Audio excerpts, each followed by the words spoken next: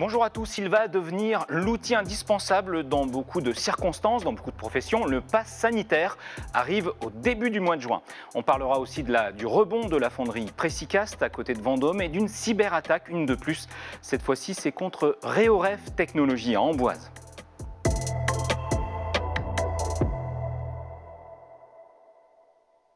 Un effort exceptionnel pour Precicast, cette fonderie de Thoré-la-Rochette, c'est juste à côté de Vendôme, investit 2 millions d'euros pour améliorer son usine, dont 800 000 euros apportés par l'État à travers le plan de relance. Ce fournisseur des fabricants de moteurs, voitures et aéros est engagé dans une course contre la montre, se moderniser ou disparaître. Avant la crise, la PME de 70 salariés avait un plan d'investissement. La crise a tout stoppé. C'est le plan de relance qui lui permet de concrétiser et d'envisager l'avenir. Plusieurs fonderies sont clairement menacées en France, menacées de disparaître. C'est le cas pour les fonderies du Poitou à Châtellerault, par exemple.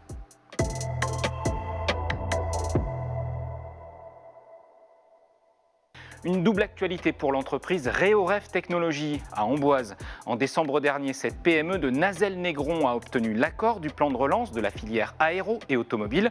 Spécialisée dans le génie mécanique pour le compte de grands industriels, elle veut investir près de 2 millions d'euros afin d'installer une ligne de production haute performance. Le projet sera forcément retardé. L'entreprise vient en effet d'être victime d'une cyberattaque, un ransomware, c'est-à-dire un vol de données que les pirates proposent de restituer contre une rançon. Il a été revendiqué par un mystérieux groupe LV.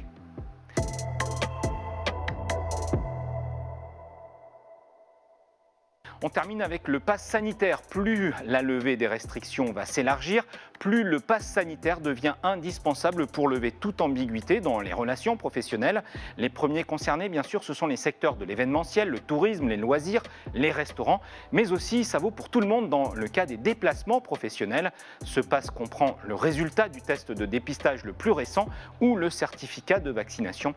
Il pourrait permettre de voyager ou de participer à un grand événement à partir de juin prochain.